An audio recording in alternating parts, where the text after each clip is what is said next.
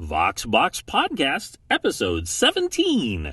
Remember, beggars' canyons can't be choosers. What is thy bidding, my master? There is great disturbance in the force. The Vox Box Star Wars Podcast. Your source for Star Wars comics, news, and more. And now your host, Michael Corley. Welcome back to Vox Box Star Wars Comic Book Podcast, Episode 17. I'm your host, Michael Corley. Thank you so much for tuning in today. Today we are covering Star Wars number 17. It is titled Crucible. And this episode is covering a flashback. We have a flashback of Luke Skywalker back to his life on Tatooine before he joined the rebellion, before he learned that his father used to be a Jedi Knight. We open with the present. That is the present for these comics, and it's Luke Skywalker taking his watch on the Millennium Falcon. He's thinking back to a time when he piloted a ship on his homeworld, a rocky wasteland planet known as Tatooine. There we see a small creature eaten by a green reptile-like creature known as the Womp Rat. And that's when we see it shot down by Luke Skywalker with his uncle's rifle. He is in his sand speeder and yelling, "Yee-haw!" Not even Biggs has made a shot like that one-handed with an energy rifle while driving a land speeder at the same time. He banks so quickly he nearly flips the land speeder, but it doesn't even slow him down as he leaps off and throws the Womp Rat into the back of the land speeder, saying that this one won't be gnawing on any vaporator cables in the future. He's saying that the bounty he can collect on Womp Rats may be able to help him afford that macro binoculars he's been wanting. Nice little reference, because of course we see him using that very thing in A New Hope. But as he leaves, we see that he's being observed by sand people on a bantha. He comes back yelling, "Uncle Owen! Aunt Beru! I'm home!" Uncle Owen is complaining that he's been gone all day, and that the droids that they have now are not up to the task of maintaining the farm. Luke is wondering if he can go to wish Biggs Darklighter, his good friend, goodbye as he's leaving for the academy soon. Aunt Beru supports him, but of course Uncle Owen is being Mr. Grumpy Owen. Uncle Owen storms out, and Luke asks his aunt, "Whatever happened between him and my father?" She is very evasive and says, nothing really, Luke. Perhaps Owen just depended too much on your father staying with him on the farm."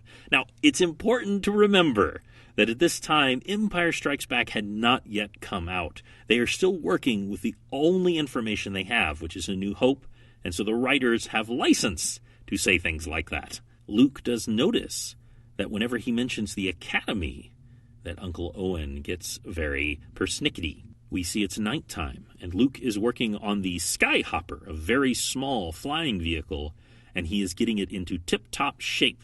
And in his mind's eye, he's thinking of himself as a starfighter in combat, about he and his fellow starfighters landing on a slaver ship, coming on board and firing their blasters and setting the prisoners free with a swing and a punch to the evil leader of the slavers. And of course, the gratitude of the pretty young woman who is on deck. All of the typical dreams of a young farm boy. And he is woken from his reverie by Uncle Owen. Luke, have you gone deaf? I've been yelling at you for the last 5 minutes. I'm shutting down the external power." The next day, we see a whole bunch of small crafts, much like Luke's, and they are zipping in and out of Beggar's Canyon. The narrator tells us any adult on Tatooine will tell you to avoid this twisting, mildy testament to the power of erosion.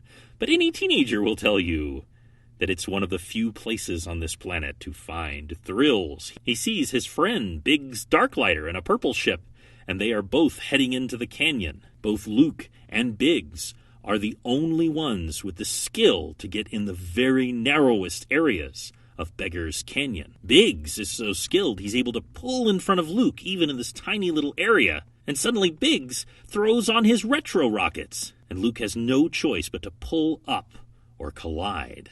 And even though Biggs is heading straight towards the edge of the canyon, he's able to pull up by millimeters and come out of the canyon. And now all of the teenagers, it's a wonderful moment where it's clearly meant to be like 50s hot rod racers as they're all hanging out afterwards, having drinks and enjoying their time together. We even see little Jawas nearby going, "Ootini!" very annoyed that there are no wrecks to scavenge. That's when suddenly we see a speeder, not unlike Luke's, come rocketing in. It's on fire. It crashes. And Luke sees that this is a militia scout. He pulls him from the wreckage. Biggs is saying, "Easy, mister, you're okay now." The scout is saying, "Tusken Raiders on the rampage. They're mad as rock hornets." He's saying that a supply caravan accidentally polluted one of their sacred wells. And now they're on the rampage. One of the Skyhopper ships is destroyed by a blaster fire, and the rest of the teenagers and young men and young women are diving for cover behind rocks. They're trying to call for help. There's too much atmospheric interference.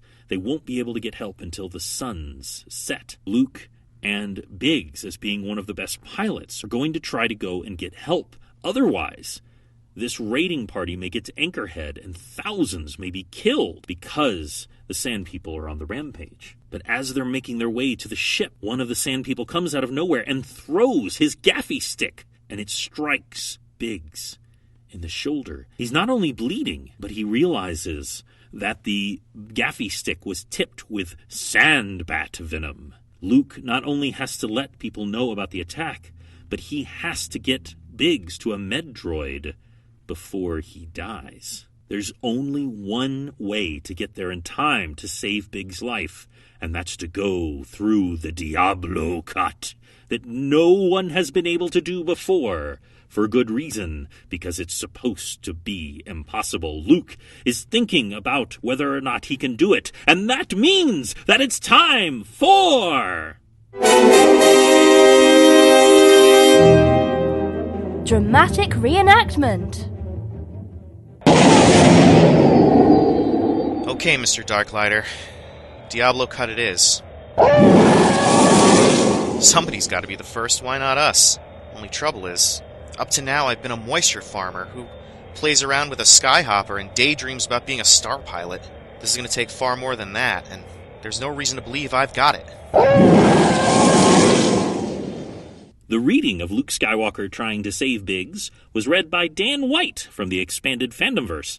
What a difference! In the last episode, he gave that intense energy of the half-mad Valance. And this time he reads Luke full of doubt, not sure if he can save his friend. Fun fact, Dan is an action figure collector.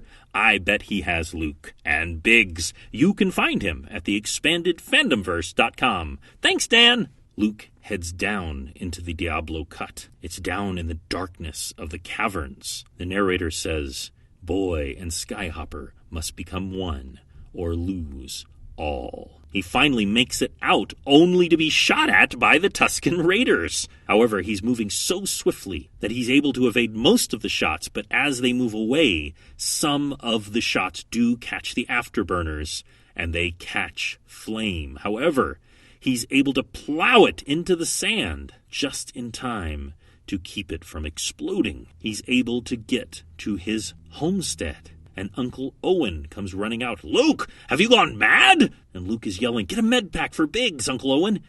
And have Aunt Beru call out to the local militia fast." And it's over. The local militia arrive, and the Tusken Raiders are swiftly turned back into the Jundland wastes. Luke stands alone, thinking about the Diablo Cut, of the way he somehow reached within himself and did the impossible. We, of course, know that Luke almost certainly touched the Force. And as he's watching the twin suns set, he says, it's almost like some kind of test. And whatever else comes of today, I feel like I passed. And we see current time Luke, that is on the Millennium Falcon, and Han Solo is coming to relieve him. And Han Solo is saying, "You must be bored stiff. You must be ready to get out of that chair." And Luke is saying, for the first time in years, I'm exactly where I want to be. And that ends Star Wars number 17, a fun flashback with Biggs. As we know, Biggs was supposed to have a much bigger role in the original movies and simply did not work out that way. But in the comics, they can expand on that relationship. If you would like to have a chance to be a dramatic reader for this podcast, I want to open it up to you. You can email me at Mr. Corley, MrCorley, @gmail.com, and I would love to find out if you've got what it takes to be a dramatic reader. You have a wonderful day, and may the Force be with you. You failed, Your Highness. I am a Jedi, like my father before me. So be it, Jedi.